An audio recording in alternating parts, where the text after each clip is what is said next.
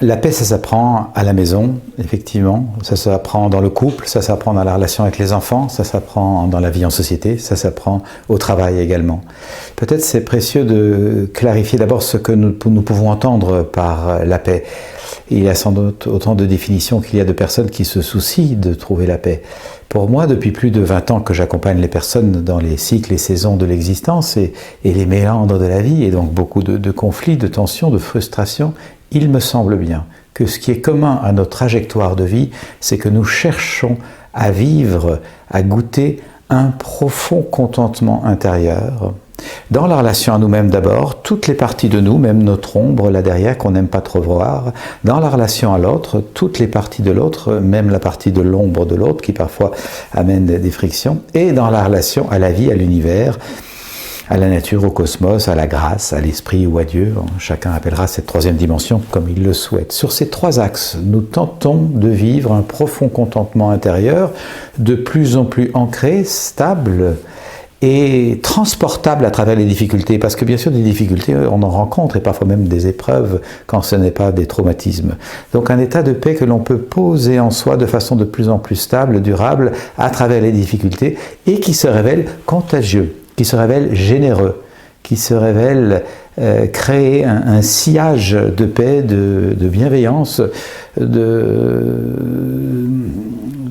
soutien, d'appartenance, parfois même d'émerveillement autour de nous. Je crois que c'est ça que nous cherchons à vivre. Et que tout ce que nous mettons en place, étudier, pas étudier, travailler, pas travailler, se mettre en couple, pas en couple, faire des enfants, pas des enfants, etc.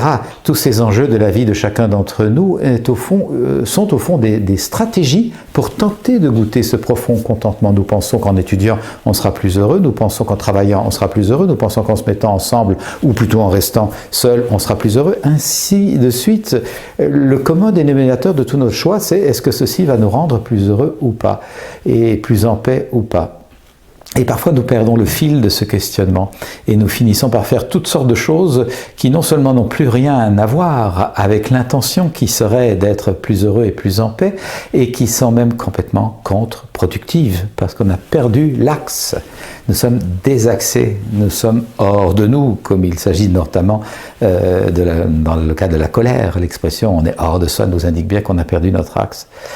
Et donc c'est intéressant d'aller voir que à travers ces circonstances de la vie à la maison, de la vie en couple, si on est en couple, avec des enfants si on en a, etc., nous avons toutes sortes d'opportunités de vérifier est-ce que je suis sur mon axe, est-ce que dans ma façon d'être et d'être là, dans cet instant, j'incarne cette quête du contentement dans la relation à moi, à l'autre et à la vie. Est-ce que ma façon d'être suscite ce contentement?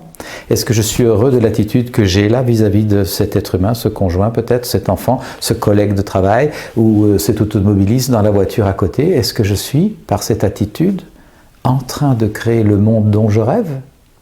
Je pense que notre rêve est assez commun, un monde de paix, d'amitié, de partage, de tendresse, de solidarité, de reconnaissance. C'est assez simple notre rêve finalement, si nous voulons bien le résumer à son essence. Et donc, je nous propose à travers ces enjeux de la vie quotidienne, de rester proche de ce questionnement. Est-ce qu'à ma façon d'être au monde, d'être avec l'autre, incarne ici et maintenant le rêve que j'ai pour le monde ?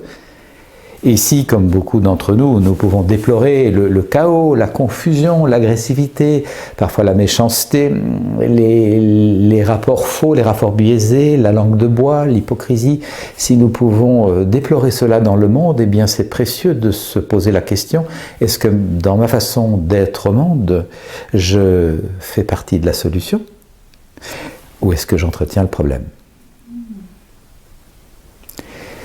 Pour moi, cette petite question qui a l'air presque rigolote, elle est décapante. Ça veut dire que quand je rentre à la maison fatigué de ma journée de travail et que je ne suis pas tout seul chez moi, j'ai peut-être un conjoint, j'ai peut-être des enfants, est-ce que je suis dans le respect de moi d'abord? Ai-je pris un temps de repos, un temps de silence, un temps de décantation des tensions de la journée? Est-ce que j'ai eu cette écologie vis-à-vis de cette première part d'humanité dont j'ai la charge qui est moi? Et puis quand je rentre, est-ce que je suis conscient d'où viennent les autres, de leurs soucis de la journée ou tensions, mais aussi bien sûr de leur joie? Est-ce que j'arrive à me mettre au diapason de cela pour nous rencontrer? Ou est-ce que j'arrive là et les autres sont là? Ou l'inverse, c'est qu'on n'a pas pris ce temps de se renifler comme font les animaux. C'est beau de voir les animaux qui se captent comme ça pour voir t'es où toi, t'es à quel endroit, et nous pas du tout, on arrive bam balaf, on a des rapports violents sans même s'en rendre compte tellement nous sommes pris dans nos habitudes et parce que nous avons combien oublié que l'axe c'est le contentement. Donc voilà une première occasion d'apporter davantage de paix en rentrant chez soi à la maison. Le premier axe de notre échange, c'est de se dire est-ce que je suis moi-même dans un état de paix me permettant d'accueillir les autres, ou est-ce que j'ai besoin d'un sas de transition? Ce que j'appelle dans mon travail une douche psychique. Je pense qu'il ne viendrait plus à l'idée de personne aujourd'hui que l'hygiène corporelle est entrée dans les mœurs depuis, avec rigueur, disons, et constance, depuis une cinquantaine d'années, ce qui n'est pas grand-chose. C'est dans les années 50 que tout le monde a commencé à avoir une douche à la maison et à quitter la bassine familiale dans laquelle tout le monde trempait le samedi soir avant la messe du dimanche. Des salles de bain sont arrivées dans les maisons, des douches. Autrefois, les toilettes étaient un cabanon au fond du jardin, pour beaucoup. On les a intégrées, bien sûr, dans les maisons. Et tout le monde se brosse les dents aujourd'hui. Il y a 50 ans, dans les campagnes, en tout cas où moi j'ai grandi, et beaucoup de gens s'y reconnaissent, je le sais, la plupart des enfants avaient perdu leurs dents vers 12-13 ans parce qu'ils mangeaient des sucreries et ne se brossaient pas les dents. Aujourd'hui, dans les campagnes où j'habite toujours, tout le monde a une salle de bain, tout le monde se brosse les dents. Et donc il y a un éveil de la conscience sur le plan de l'hygiène physique qui est considérable, et en 50 ans, ce qui est rien pour notre humanité. Imaginez simplement qu'aujourd'hui, des règles, des principes, des précautions d'hygiène psychique s'instaurent avec la même rigueur, et que tout le monde qui sort de chez lui pour aller au travail, qui ouvre une réunion d'équipe et qui rentre à la maison le soir, avant ces moments de rencontre avec l'autre et les autres, prennent soin de se faire une douche psychique. Je me nettoie de mes tensions. Je réattribue à chaque circonstance sa cause, sa raison d'être, en sorte que la réponse se fasse au bon endroit. Exemple. Si je n'ai pas cette douche psychique, je risque bien d'avoir des tensions à cause du patron, à cause du collègue, à cause du client, dans l'univers professionnel. Je rentre tout encombré de ces tensions, je n'ai pas fait de nettoyage, j'ai aussi bien sûr envie de m'occuper de mes enfants, de mon conjoint, d'être un peu tranquille à la maison. Je rentre en me précipitant pour trouver ce havre de paix, mais je n'ai pas fait de nettoyage. Et tout d'un coup, l'attitude du petit dernier m'énerve un petit peu, et paf, il s'en prend plein la figure parce que ma cocotte a débordé. J'exporte sur ce petit les tensions que je ressens et qui ont trait à toute autre chose, mais je n'ai pas trouvé d'exutoire à ma frustration, à ma tension, et tout d'un coup il y a quelqu'un qui va s'en prendre plein la figure. Vous imaginez bien l'image que cela répercute sur cet enfant. Les enfants captent tout. L'enfant capte, ah bon, quand on a l'usage de la force physique, on peut en mettre plein la figure des autres, et on entretient ainsi la mécanique de la violence. Maintenant, c'est pas toujours commode après une journée de travail de rentrer à la maison et d'être disponible pour les chers petits ou pour le conjoint ou ne serait-ce que pour soi-même. Ça demande effectivement un temps de break, un temps de sas, de transition, un temps de douche psychique. Je refais le geste pour bien l'imaginer. Je vais parcourir mon être pour en découvrir les tensions, exactement comme il ne me viendrait à l'idée de personne d'avoir quitté un chantier poussiéreux, d'avoir nettoyé son grenier, d'être tout en sueur et en crasse de ce qu'il a bougé et déménagé, et d'aller rencontrer les autres sans avoir pris une douche et changé de vêtements. Ça paraît une évidence pour le plan physique. Et bien sur le plan psychique, je nous propose de vivre la même chose. Et donc si j'ai des tensions par rapport au patron, je les identifie. Ah oui, j'aurais besoin d'une meilleure écoute. Là, je ne suis pas sûr qu'on soit compris. Demain, je vais le voir. Le fournisseur, le ton sur lequel on s'est parlé tout à l'heure m'énerve profondément. J'ai besoin qu'on se reparle parce que j'apprécie son produit. J'aimerais qu'on s'entende quand même un peu mieux. Le voisin de palier ou de plateau au travail, j'ai eu cette accroche avec lui, demain je vais revenir sur cette situation. Et je classe cette partie. C'est une partie de moi dont je m'occuperai demain. Et fort de ce discernement, je peux écouter l'autre partie de moi qui est, ça fait 8 heures que j'ai quitté les miens, je les aime profondément, je les ai mis au monde, mes enfants, avec immensément de tendresse pour goûter le profond contentement d'être en lien et nous enchanter d'être en vie. Je veux rentrer dans cet enchantement, je m'occuperai de mes tensions demain au travail, au bon endroit. Et donc quand je rentre à la maison dans cette disposition de cœur, bien sûr qu'il peut arriver que le petit dernier fasse une bêtise et que j'ai besoin de faire un ajustement, mais je ferai un ajustement ajusté, qui correspond à ce qui s'est passé et qui donne à l'enfant un modèle juste, un modèle inspirant. Ah, l'adulte est cohérent, il est placé au bon endroit, il se gère, donc j'ai envie de me gérer. Il comprend ses émotions, j'ai envie de comprendre les miennes. Et je donne une trace, un sillage de bienfaisance là où je passe. C'est pas forcément confortable parce que, vous l'aurez sans doute perçu, ça nous demande d'intégrer le facteur temps.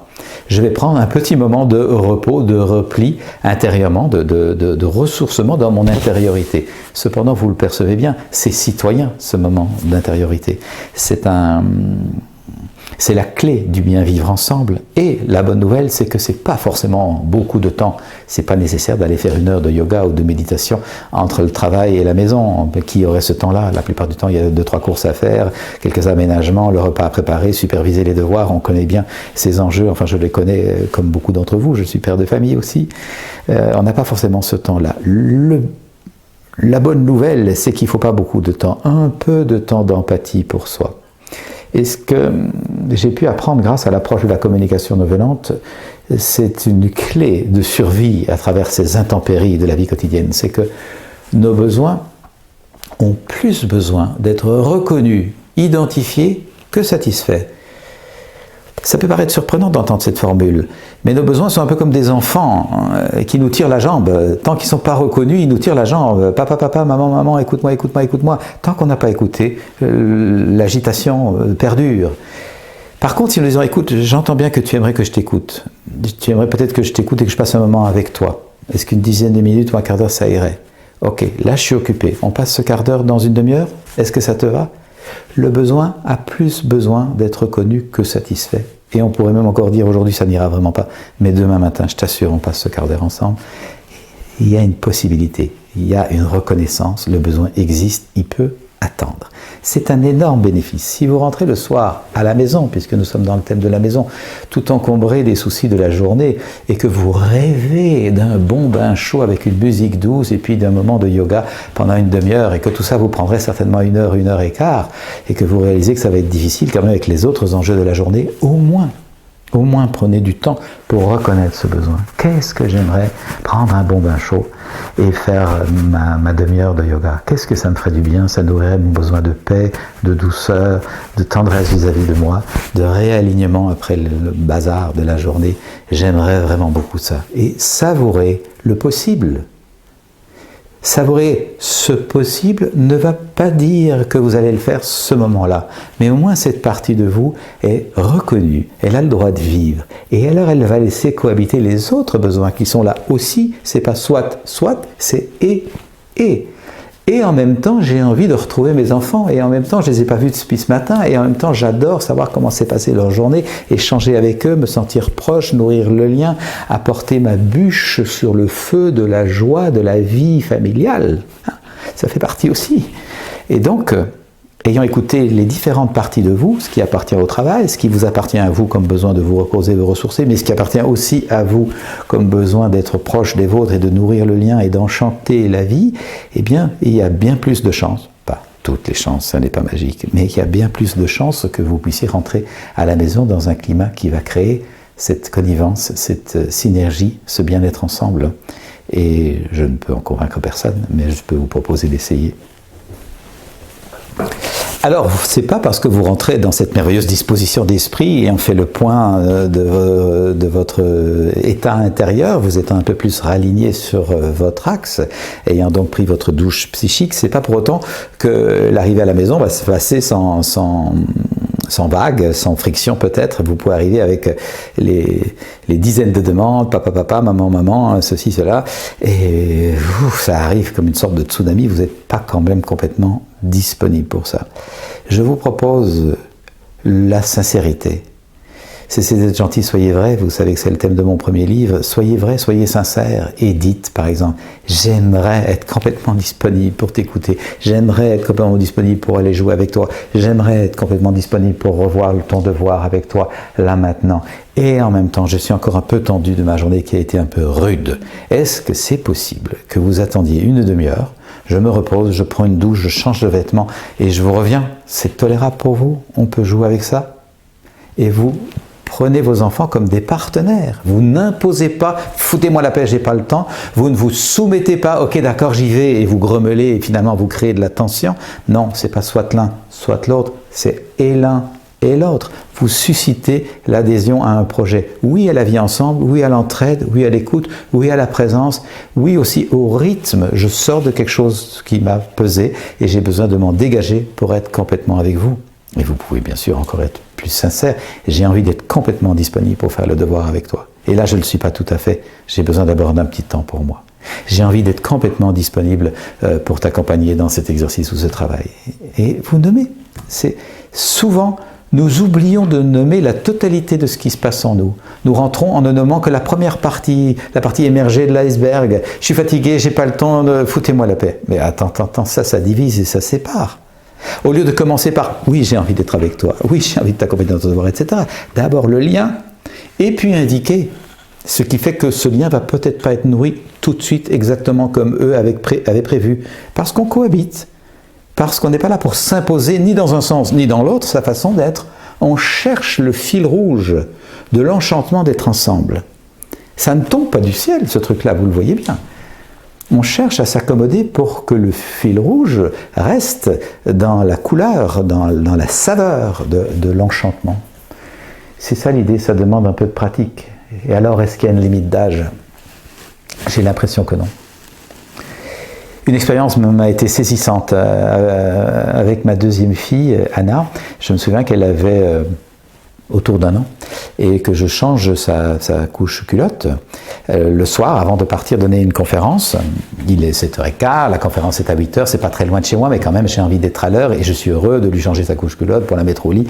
Mais je suis un peu tendu quand même de ne pas être en retard pour la conférence. Et elle s'agite, elle bouge les jambes, comme tous les enfants font, elle s'amuse à ce que je n'arrive pas à lui passer son pyjama, parce que ses petites jambes jouent dans tous les sens. C'est à la fois rigolo quand on est détendu et un petit peu énervant quand on est préoccupé d'une autre échéance. Et donc, je sens la vieille formule qui vient en moi. Mais pourquoi tu es difficile ce soir? Pourquoi tu me rends la vie compliquée? J'essaie de te langer. Et je sens cette proposition d'être dans la violence. Il n'y a pas de coup, mais verbal et dans l'intention. Je rejette le comportement de l'autre. J'oublie l'enchantement d'être ensemble. Alors heureusement, je suis un peu plus prompt aujourd'hui qu'autrefois à me rappeler l'enchantement d'être ensemble. Et donc je nomme ça. Je vous évoquais le fait de dire la vérité, toute la vérité. Je nomme, et je lui dis, tu sais, ce soir je suis un peu tendu parce que j'anime à une conférence. Elle a 1 an, Anna, mais c'est une idée, l'âge, c'est une croyance limitante. Hein. L'énergie va passer, j'en suis convaincu. Je vais donner une conférence. Tu sais, papa, il aime bien donner comme un cours à des gens qui viennent écouter. Et ça, c'est dans une demi-heure, tu vois. Donc je suis un peu pressé d'aller là. En même temps, j'adore te mettre au lit, te changer, mettre ton pyjama et te raconter une petite histoire avant de dormir. J'adore ça. Alors, est-ce que ça te va qu'on fasse ça un peu plus vite que d'habitude? Ça t'irait? Et là, je vois ces grands yeux d'enfant qui me regardent comme ça, elle prend sa petite culotte et elle me la donne. Ça n'est pas magique, vous voyez? Ça n'est pas magique, c'est pas de la sorcellerie, c'est simplement que j'ai nommé les enjeux, dans l'idée que le but de la vie, c'est de s'enchanter. Et parfois, on oublie de nommer qu'il y a des rythmes différents, des enjeux différents, et que, ben oui, à cette heure-là, avec une conférence à donner, je suis un peu moins disponible pour que ça prenne toute la soirée qu'un autre jour. Voilà l'enjeu. Nous oublions de nommer ça. Et j'ai acquis cette conviction, et par ailleurs, j'ai eu beaucoup de confirmations de ça, et j'en reçois beaucoup dans mon courrier de gens qui me disent « N'attendez pas que les enfants parlent, ils comprennent tout de suite ». Je suis absolument convaincu que nous sommes des êtres de conscience et que la conscience va bien au-delà des mots.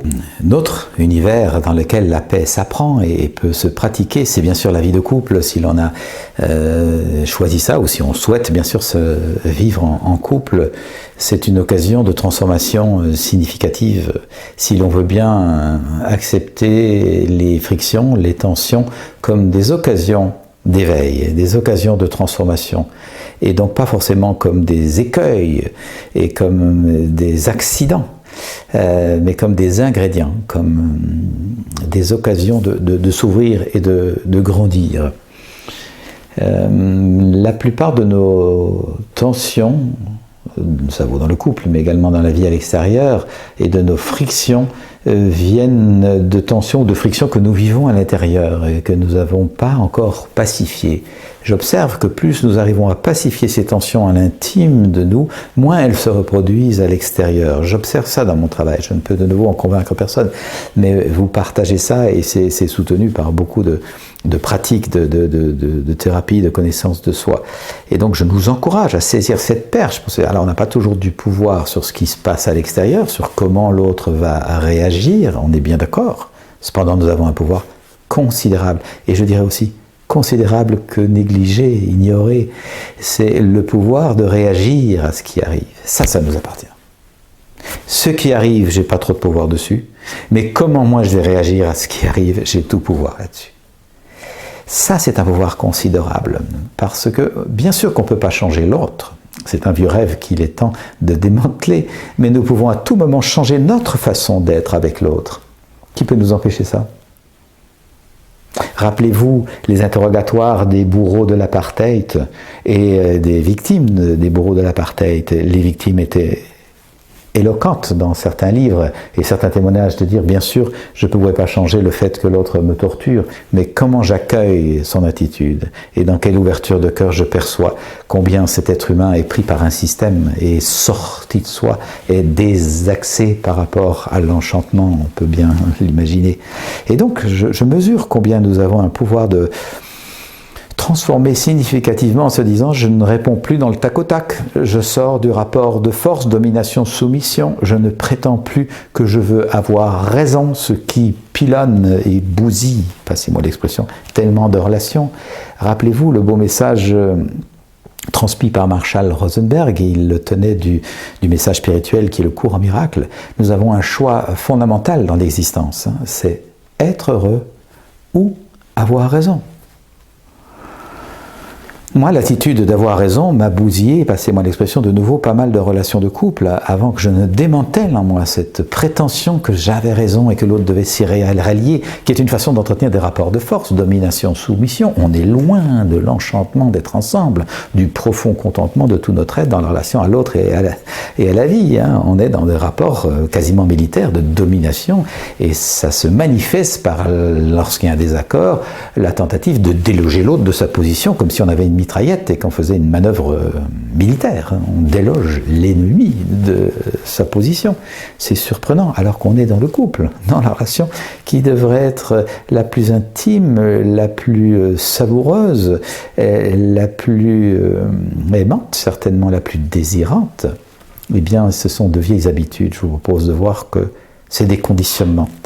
Et donc le couple est un creuset de transformation.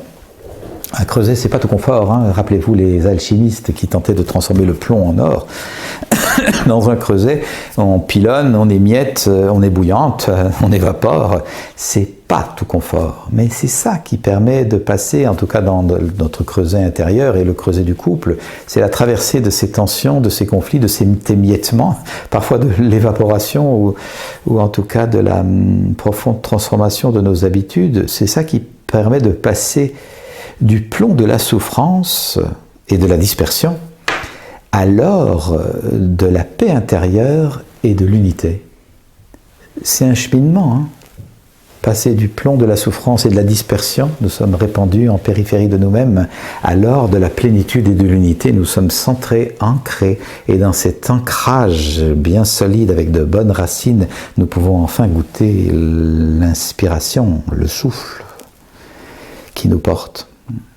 Ça demande la capacité à s'arrêter sur soi, à s'arrêter sur l'instant, à demander à l'autre de bien vouloir être le complice solidaire de la transformation, à demander de l'aide pour nos fragilités, et donc à accepter évidemment la fragilité, la vulnérabilité, comme étant une occasion de trouver notre vraie force pouvoir dire à l'autre, tu sais, il y a cette partie de moi qui est fragile et qui est sensible. Quand tu emploies tel ton, par exemple, que moi je juge plus fort que ce que j'ai envie d'entendre, ça me rappelle une partie d'enfance qui reste douloureuse pour moi. J'ai l'impression d'être grondé, d'être puni, voire un peu humilié. Je réagis très fort à ce ton-là. Est-ce que tu peux comprendre ça ? Parce que par ailleurs, je comprends que toi, tu veux juste être entendu. Tu lèves un peu le ton parce que tu aimerais que je te comprenne mieux. Et tu voudrais être sûr que je te comprenne. Est-ce qu'on peut juste, tous les deux, faire cet effort ? Je vais prendre soin de tenter de mieux te comprendre, d'être plus attentif à ça. Est-ce que toi, tu veux bien prendre soin de diminuer un peu le ton ? Et on tente de se rapprocher. Voyez ? Parce qu'on a observé ce qui crée la friction. On se donne le pouvoir de la démanteler avec immensément d'amour et de fraternité. Nous sommes des êtres en quête, tous les deux. On n'est pas établis dans des rôles, dans des fonctions. On n'est pas scotché dans ce qu'on est. L'idée, vous voyez, c'est de ne pas espérer qu'on va coucouner. Gandhi nous disait très clairement, la vie n'est pas un problème à résoudre, c'est une aventure à vivre. On ne va pas juste résoudre le problème là ce soir, on va vivre l'aventure. Je dis, tiens, qu'est-ce qui s'est passé entre nous ? Pourquoi ça s'est tendu de cette façon ? Qu'est-ce qui a manqué ?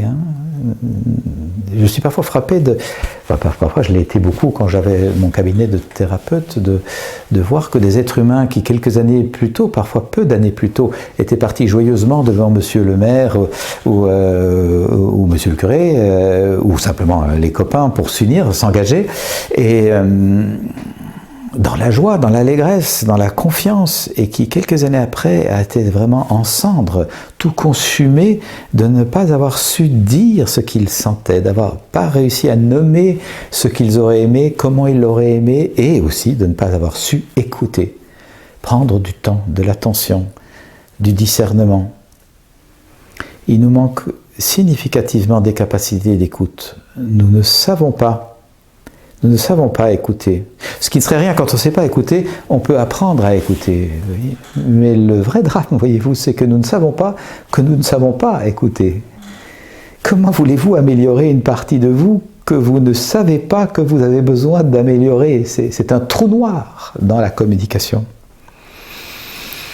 Et c'est un trou noir largement occasionné par nos éducations. Mes 3 filles m'ont systématiquement dit en arrivant à l'école, papa, les professeurs, les madames, ils nous demandent de l'écoute, mais eux, ils n'écoutent pas.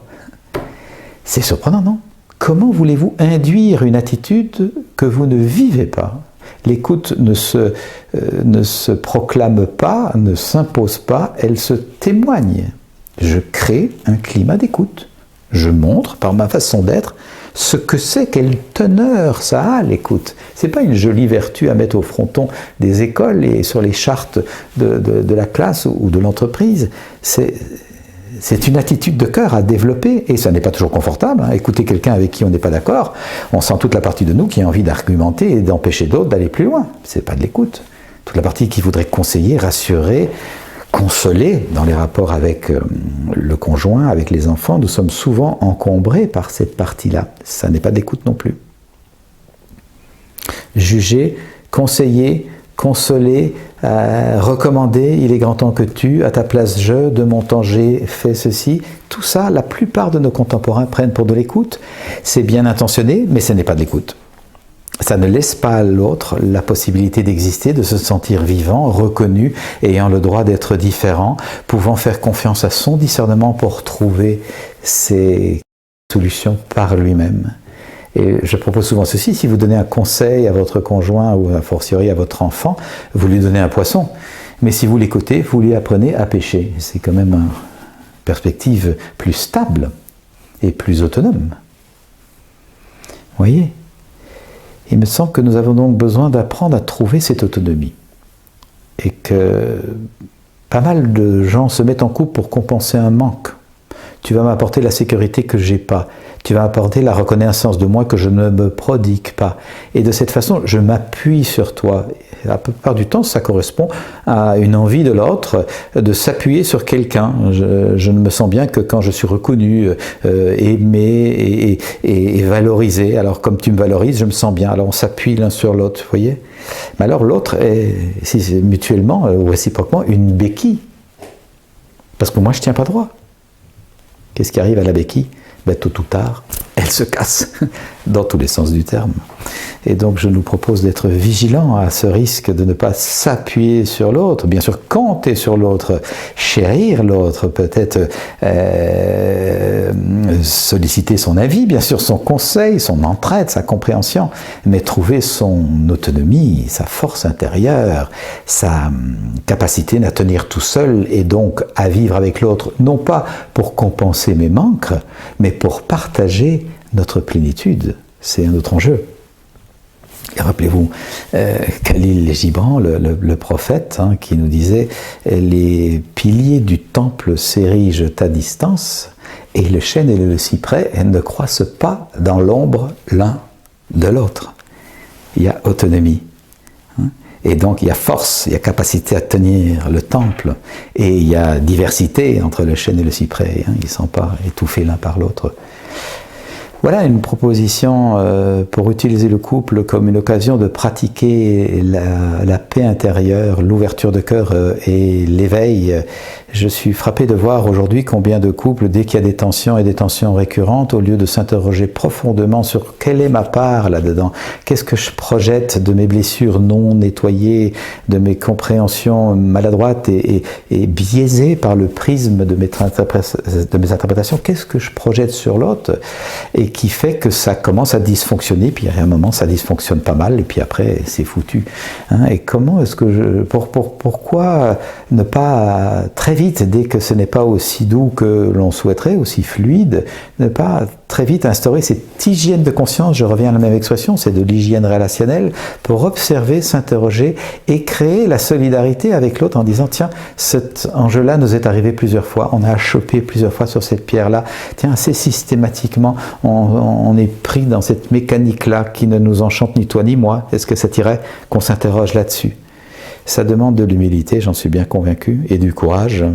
Je pense qu'à la clé, il y a l'immense jubilation de sentir que l'on apprend, ça s'apprend, de plus en plus à traverser les intempéries et donc à les dépasser. Et il me semble que ça, c'est une source de grande joie et de joie généreuse. Alors, il reste, enfin, dans le niveau familial et la dimension de l'école, qui est aussi une sérieuse occasion d'apprendre à se pacifier parce que le système n'est pas forcément très pacifiant comme vous l'aurez prévu. L'école est encore très largement basée sur le modèle de compétition, de tenter d'être le meilleur.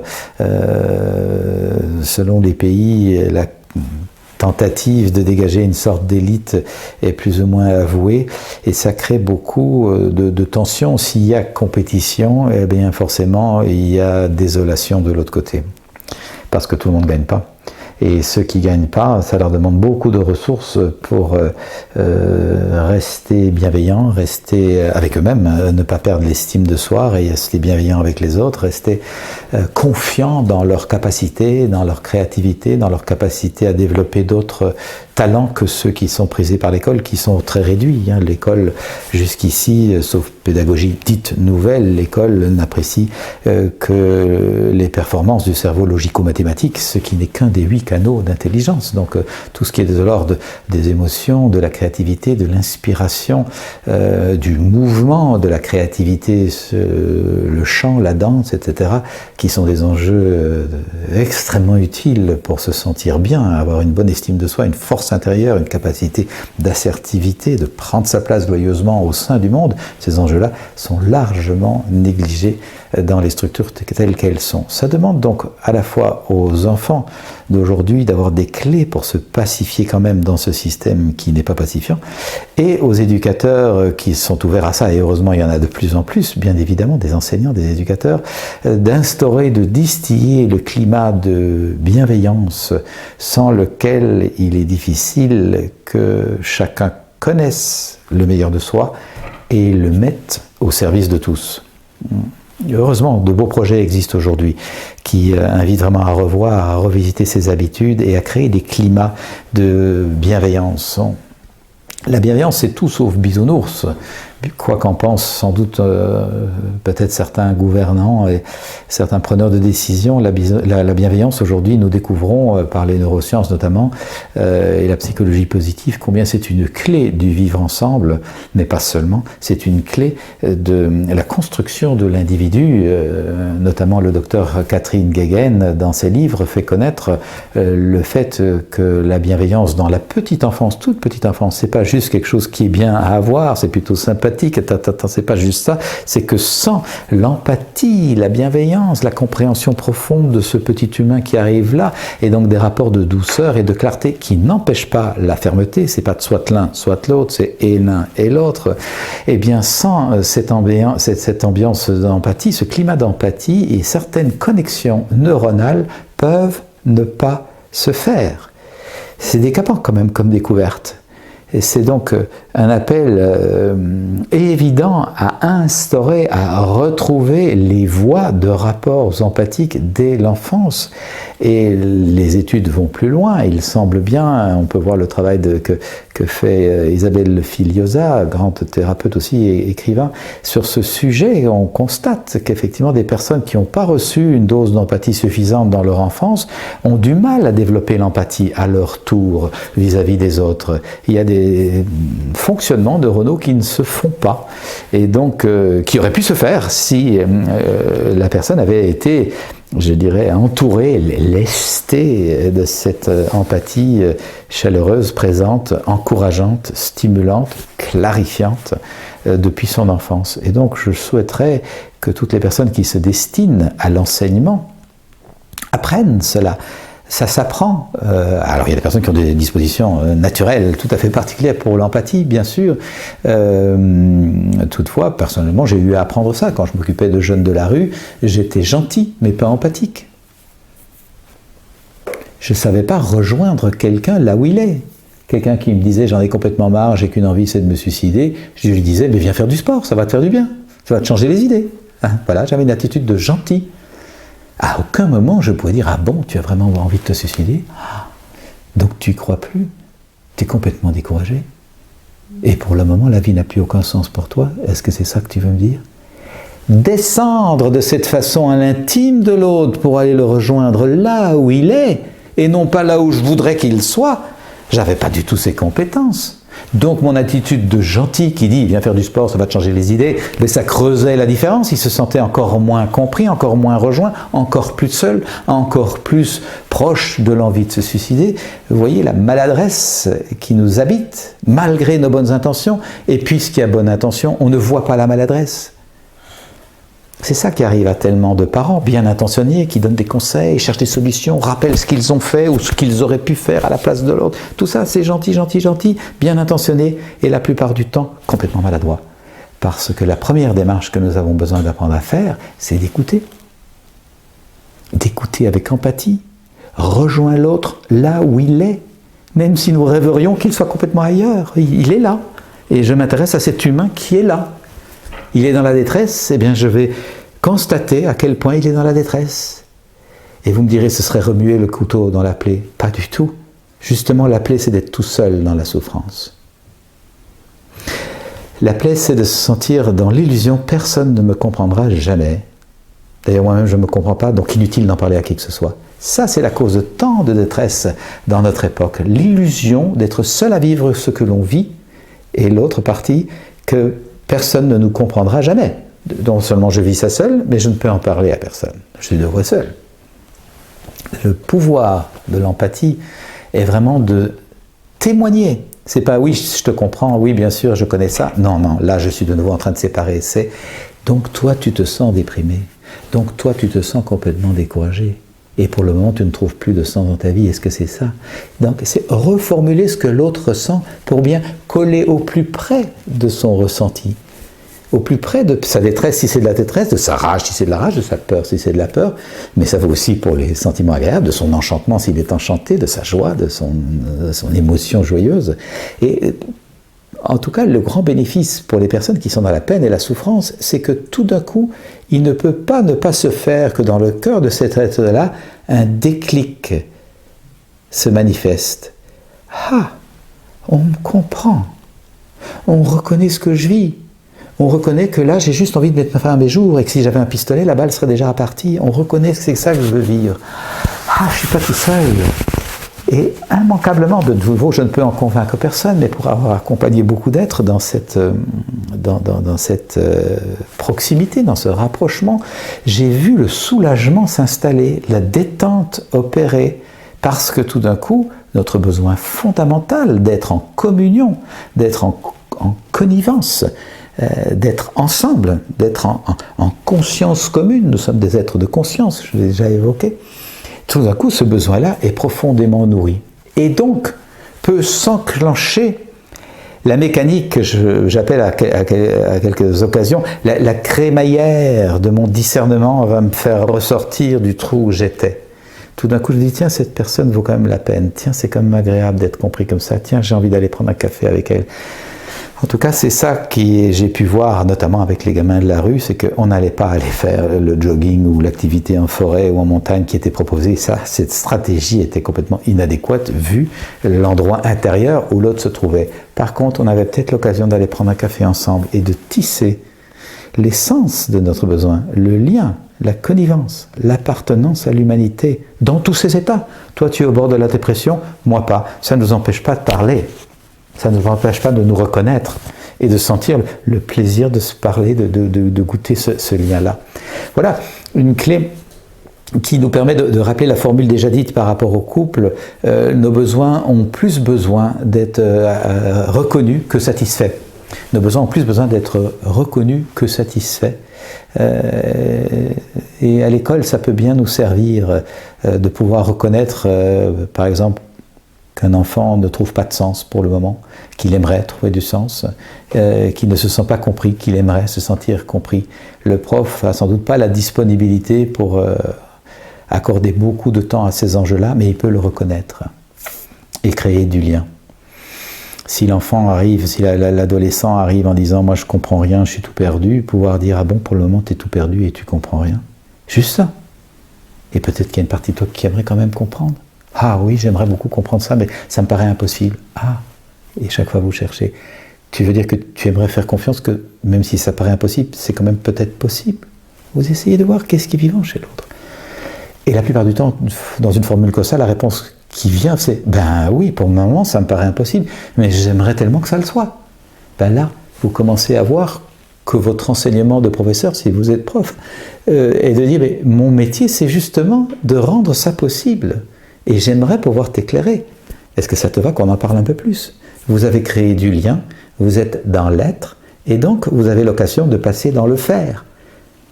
Mais la plupart du temps, on oublie d'abord d'avoir créé l'être ensemble, et on passe dans le faire. C'est un enjeu qui compromet tellement de relations. Si nous revenons un moment à la vie avec les enfants à la maison, la préoccupation du faire bousille de nouveau beaucoup de relations. Si vous rentrez du travail et qu'il y a les baskets de l'un sur la première marche de l'escalier, la jupette de danse de l'autre sur le bord du canapé et les BD du troisième sur le tapis, vous pouvez être fatigué, énervé et vous dire « les enfants, je ne peux pas vous laisser les 2 heures tranquilles, il y a toujours du désordre partout, c'est quand même incroyable » et vous apportez de la tension, de la division et du rejet au moment même de votre retour à la maison. Il y a peut-être plus de chances que si vous prenez votre temps de sas et votre douche psychique, vous arrivez dans l'enchantement de vous retrouver vos chers petits, il y a quand même un petit couac dans votre cœur à voir ces choses qui sont posées à gauche et à droite alors que vous auriez aimé que la maison soit toute clean et appétissante pour vous reposer. Toutefois, vous gardez avec vigilance à l'esprit que vous rentrez pour goûter l'enchantement d'être ensemble. Et donc vous voyez les baskets de celui qui est rentré de sa partie de foot ou de tennis et vous vous enchantez qu'il soit en train de manger une tartine à la cuisine parce qu'il a faim. Et vous allez manger une tartine avec lui ou prendre une tasse de thé, papoter comment était la partie. Vous voyez la jupette de celle qui est rentrée de son cours de danse et qui évidemment est allée prendre un verre de jus à la cuisine. Et vous allez à la cuisine partager le verre de jus et vous demandez comment s'est passée la danse aujourd'hui, comment se prépare le spectacle, et vous créez du lien. Et enfin, les BD du petit dernier qui apprend à lire comme ça, vous allez vous asseoir avec lui et feuilleter la dernière BD en lui demandant ce qu'il a aimé, et vous vous enchantez qu'il apprenne à lire. Par ce biais-là, vous créez d'abord du nous. Du nous soutenant, joyeux d'être ensemble. Il y avait le je qui était parti au travail, il y avait le ou le tu qui sont partis à l'école, et là on refait d'abord du nous. Et vous l'aurez sans doute perçu, ce sera infiniment plus facile et plus fluide si arrive l'heure du repas et que vous dites les enfants, j'aimerais préparer leur repas tranquillement, est-ce que ça vous va de ranger vos choses, vous remontez dans votre chambre, on se retrouve pour manger tout de suite, allez les enfants, la plupart du temps quand le nous a été bien tissé et qu'on a mis la priorité sur le lien, la chaleur et la joie de vivre, alors l'intendance de la joie de vivre, ranger ses affaires quand même et les remettre au bon endroit, l'intendance, la logistique, eh bien, se fait facilement. Malheureusement, la plupart du temps, on a inversé les choses, on est d'abord dans la logistique, range ta chambre, brosse tes dents, prépare ton sac, et on a oublié l'être. Alors c'est pesant, c'est rude. Il me semble qu'aujourd'hui, beaucoup de vies, de familles sont compromises par cette absence de discernement qu'il s'agit de nourrir la relation d'abord. Et c'est une des petites devises de la communication non violente, la relation d'abord, le résultat ensuite. Ça ne veut pas dire, on n'est pas dans la pensée binaire, que puisqu'on a privilégié la relation, on ne s'occupera pas aussi du résultat, je veux dire de la structure, de l'organisation, de l'intendance. On va faire l'un et l'autre de nouveau, mais dans le bon sens, de grâce. Encore un élément peut nous éclairer dans les différents registres qu'on va voir à la maison, dans le couple, avec les enfants, en société et au travail. C'est le rapport au temps.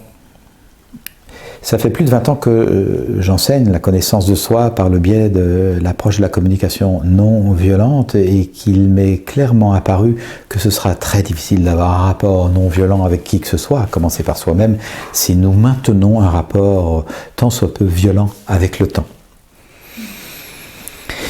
C'est une des raisons pour lesquelles je suis entré en thérapie il y a X années, c'est que je courais trop vite et tout le temps. J'avais un rapport hostile avec le temps et je me battais contre, ce qui est évidemment un combat perdu d'avance. Et à un moment, peut-être dans un éclair de lucidité, je me suis dit là, c'est peine perdue. J'ai besoin de comprendre pourquoi je me bats contre le temps plutôt que d'en faire un allié. Et c'est une des raisons qui m'a amené en thérapie. Donc j'aime aujourd'hui aborder dans le travail de connaissance de soi ce sujet-là. Comment pacifier notre rapport au temps? Et ça s'apprend personnellement. Comme je vous le disais, j'avais un rapport hostile au temps et aujourd'hui, de plus en plus et de mieux en mieux, j'ai un rapport paisible avec le temps, un rapport heureux, un rapport de collaboration, un rapport d'entraide. C'est un partenaire. C'est le partenaire qui me permet de nourrir mes projets et d'aller vers ce vers quoi j'ai envie d'aller. Alors, en rapport avec la vie de famille, mais pas que, ce petit exemple peut nous éclairer. J'anime un atelier donc sur le choix et 3 façons de voir comment nous faisons nos choix, le rapport au temps, le rapport à l'argent et le rapport à ce qu'il faut, je dois faire, soi-disant. Et donc l'enjeu du temps est dans cet atelier, c'est un atelier de 5 jours, et une des participantes arrive le dimanche soir, on ouvre la session, on se rencontre, on échange un peu, et elle dit, je vais faire ton stage sur le temps parce que il y a quelques mois, mon gamin de 7 ans s'est retourné dans le corridor qui mène aux chambres chez nous dans l'appartement, et du haut de ses 7 ans, il m'a balancé, « Maman, je ne m'appelle pas, dépêche-toi ».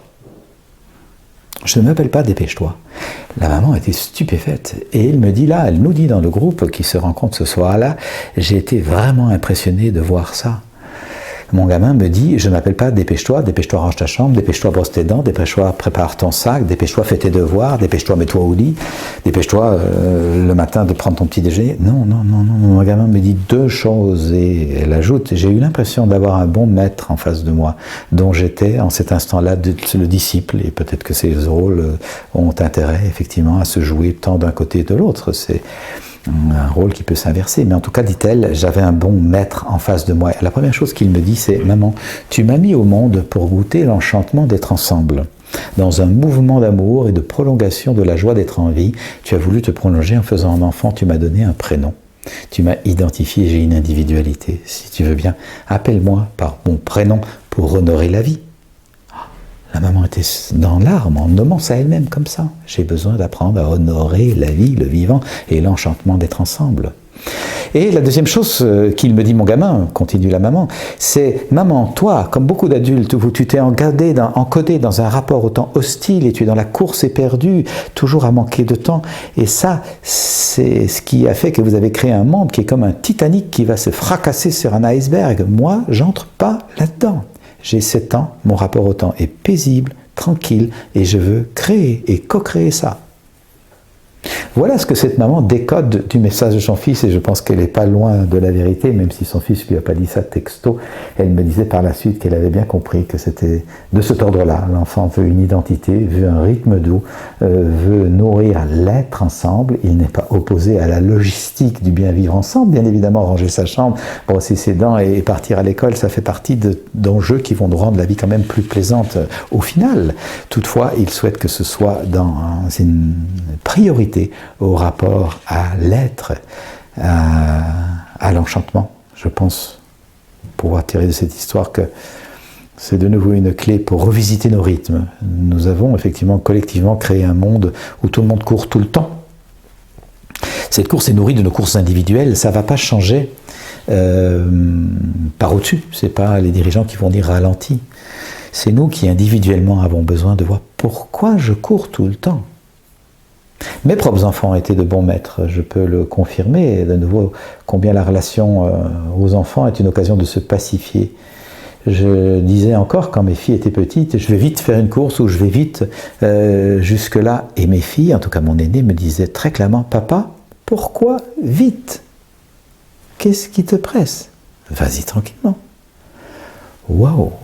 J'ai été le disciple d'un bon maître. C'est frictionnant, évidemment, de s'entendre rappeler à la raison, en tout cas à la conscience, par son propre enfant. Et cependant, je pense que beaucoup de parents parmi vous auront goûté ça, ils ne sont pas là par hasard. Hein. C'est qu'ensemble, nous sommes assis sur l'école de la vie, tour à tour, maître et disciple. Alors, un autre univers qui s'ouvre à nous pour la pratique de la paix s'apprend partout où nous allons, partout où nous sommes, c'est l'univers du travail. Évidemment, c'est un lieu commun que de dire qu'il s'y vit beaucoup de tensions, beaucoup de découragement, beaucoup de pression, et que c'est sans doute précieux d'abord pour soi de s'organiser pour retrouver un état de paix, un état de ressourcement, un état de calme qui permet de traverser cette tension et possiblement, et plus possiblement que ce que nous croyons, de le transformer, de le changer, peut-être même dans le cercle et le cadre où nous sommes, ou, comme je l'ai fait moi, en quittant le cadre pour aller faire autre chose. Moi, j'ai fait un métier de juriste dans un cadre qui ne me convenait pas. J'avais développé la capacité d'être plus en paix là-dedans, de vivre un rythme qui me convenait mieux et d'avoir une attitude qui était cohérente par rapport à mes valeurs. Toutefois, le cadre des horaires, des objectifs, des rapports hiérarchiques ne me convenait pas et petit à petit, j'ai construit mon embarcation pour quitter et retrouver ma liberté. Bon, je sais que ça prend du temps pour beaucoup de gens me disent ça a été vite, votre changement de vie, ça dépend ce que vous appelez vite, évidemment. Pour moi, ça m'a mis 8 ans à peu près entre le moment où j'ai décidé de changer et le moment où j'ai pu changer. Pour moi, c'est rapide. J'ai eu l'occasion de me changer. Ah bon, 8 ans, beaucoup de gens voudraient changer en 1 an ou 2.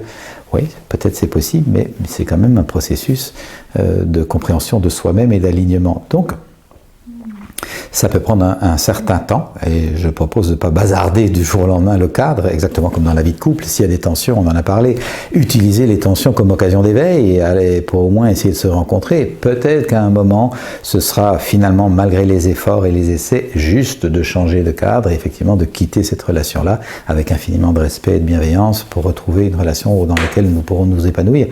Mais je recommande d'abord au sein du cadre d'en utiliser tout le potentiel, parce qu'il est souvent infiniment plus fécond que ce que nous croyons. Même démarche au sein du travail, donc au sein du cadre, sans partir du jour au lendemain élever des moutons au Larzac. Si je fais un boulot qui ne me convient pas trop, comment puis-je en tirer parti? Qu'ai-je à apprendre de ça? Comment puis-je, malgré le cadre peut-être un peu frictionnant, rebutant, parfois même peut-être décourageant, comment puis-je quand même essayer de garder cette flamme en moi, ce goût de contribuer, d'apporter ma façon d'être, ma couleur, de maintenir ma joie et en tout cas mon calme intérieur, ma paix intérieure malgré ce qui s'y passe. Je pense que c'est un bel exercice et qui nous permet d'enchanter au moins le rapport avec tel ou tel et de créer ainsi une petite communauté de personnes bienveillantes pour qui notre présence sera un secours, un éclairage, une lumière. Et il me semble que cette attitude est de plus en plus appréciée par les petites structures qui ont le souhait que chacun des membres soit au bon endroit. j'ai pu accompagner des petites structures comme ça dans un travail de communication avec soi, avec l'autre, connaissance de soi, relation à l'autre, et réaliser que les dirigeants étaient souvent très disposés à la collégialité, avaient instauré le partage de la décision. Peut-être qu'il y avait quand même quelqu'un qui, au final, tranche entre différentes propositions. Toutefois, les décisions sont largement concertées. Chacun sent donc qu'il a sa place, qu'il est honoré dans sa contribution, dans sa couleur. Et il me semble que l'entreprise va s'orienter vers ça. Beaucoup de spectateurs parmi vous connaîtront le documentaire sur le bonheur au travail qui est passé sur Arte du réalisateur Messonnier, qui est un magnifique ouvrage, film, qui montre qu'effectivement dans le milieu du travail on est en train de passer de la pyramide et qui a fait son temps et qui s'écroule de plus en plus à la hiérarchie plate dans lesquelles il y a des cercles de décision avec de la collaboration, de la participation, de l'entraide et donc de la connaissance de soi. Pour pouvoir affirmer quelque chose sans avoir peur que les autres vous rejettent, ben ça demande un peu d'estime de soi. Pouvoir entendre que quelqu'un affirme quelque chose avec force sans pour autant être d'accord et pouvoir à son tour passer sa proposition avec une certaine autorité intérieure, ben ça demande aussi de la connaissance de soi. Donc ces enjeux sont en train d'amener la possibilité d'un tout autre climat au travail. Et comme nous y passons 8 à 10 heures par jour, c'est évidemment urgent que ce soit un lieu d'épanouissement, un lieu de partage, un lieu où chacun sent qu'il peut apporter quelque chose. Et s'il n'apporte pas peut-être de façon significative une couleur, parce que le travail est un peu répétitif, un peu formel, ce qui peut arriver, et il y a une part du travail qui est comme ça, c'est au moins d'être branché sur ce que j'ai en retour. J'ai une reconnaissance, j'ai une estime, j'ai une sécurité, j'ai un certain confort matériel, c'est pas négligeable, et peut-être que ces heures-là sont pas les plus créatrices de ma journée ou de ma vie, toutefois elles me permettent d'entretenir conjoint, enfant, maison, chien et canari, et ça me réjouit parce que j'ai un potager, je peux partir à la montagne, marcher, voilà, et donc de rester branché sur le bénéfice qu'il y a, même si la chose en soi n'est pas la plus réjouissante. Et ça, c'est pour moi précieux. J'ai fait un métier qui ne me plaisait plus pendant encore des années et que cependant j'ai maintenu, simplement parce que je n'avais pas les moyens de partir avec mon sac à dos autour du monde et que j'avais besoin de cette ressource. Et au fond, j'ai changé l'énergie de ma vie en honorant le fait que merci, j'ai un métier qui me donne une ressource. Cette ressource, je ne fais pas ce que j'aime vraiment faire, mais c'est provisoire, je vais chercher autre chose, je ne sais pas encore quoi. Et en tout cas, cette ressource me permet de payer ma thérapie, de payer mes formations, de payer les voyages, les déplacements pour aller de nouveau construire l'état d'esprit qui va me permettre de changer de vie. Et donc, je nous encourage à garder proche et vivante la conscience de pourquoi je fais ça. C'est pas il faut que je travaille, c'est j'ai besoin de travailler pour assurer ma sécurité, mon confort, mais aussi mon émancipation. Quand vous passez du il faut à je tiens à, l'énergie est complètement différente. Ça, c'est un discernement de base pour ouvrir la voie de la liberté, mais aussi de la fécondité. Quand moi-même j'ai fait ce shift à la faveur d'un atelier avec Marshall Rosenberg, qui me disait, avec qui j'avais dit, mais Marshall, il y a des choses qu'il faut faire dans la vie, qu'on le veuille ou non. Et il m'avait dit, cite-moi une, mais il faut que je travaille, moi, sinon je ne suis pas l'héritier du roi du caoutchouc, comment je vais vivre? Et là il m'avait dit, mais comment tu te sens quand tu dis il faut que je travaille? J'ai dit, je me sens partagé. Il y a une partie de moi qui a besoin d'assurer sa sécurité et peut-être son confort, mais il y a une autre partie de moi qui aimerait faire des choses qui ont beaucoup plus de sens, qui soient solidaires, qui servent la communauté, et dans lesquelles moi je sens que je peux déployer d'autres fibres que comme juriste, ma fantaisie, ma créativité, mon humanité qui n'est guère utilisée dans mon métier de juriste. Et petit à petit, au fond, Marshall m'a permis de voir que c'est pas il faut, mais au fond, je tiens à garder cette ressource parce qu'elle me permet de payer mes formations, mes stages, et tôt ou tard, je vais pouvoir changer de vie. Nous avons beaucoup plus de capacité de transformation que ce que nous croyons. Si nous trouvons notre cadre de travail trop pénible, je nous propose de nous ouvrir à comment pourrais-je soit mieux vivre ce cadre-là, soit évidemment mieux le vivre le temps qu'il faudra, et en même temps mettre en place le processus de transformation, le processus d'éveil. Rien ne nous viendra à nous si nous n'avons pas ouvert la porte. Si vous dites c'est comme ça, puis ça ne changera pas et j'ai qu'à subir, ben aucune opportunité va se présenter. Par contre, si vous dites j'ai vraiment besoin que ça change, je ne sais pas vers où ni comment, mais j'ai besoin que ça change. J'ai besoin de faire confiance que j'ai d'autres ressources en moi que celles qui sont utilisées ou pas à peine utilisées dans ce que je fais là maintenant.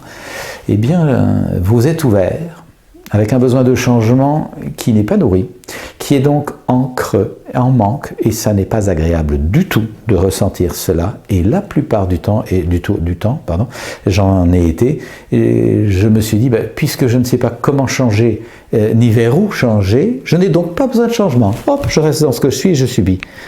Ça, il m'a fallu longtemps, et le discernement de la communication non violente, ce n'est pas parce que mon besoin n'est pas satisfait et que je ne vois pas de stratégie pour le nourrir que je n'ai pas ce besoin. Et je le maintiens ouvert, même si ça crée une tension désagréable qui fait qu'on a plutôt envie de picoler un petit peu ou de se distraire en allant voir les copains que de penser j'ai besoin de changement et accueillir j'ai besoin de changement et je sais ni où ni vers quoi.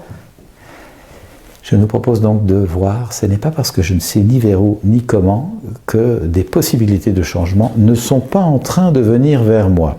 Cette disposition de cœur, de nouveau, je ne peux en convaincre personne, mais je vous en témoigne pour l'avoir vu chez moi et chez des centaines de personnes par la suite. Cette disposition de cœur, ce n'est pas parce que je ne sais ni vers où ni comment que c'est pas en train de venir.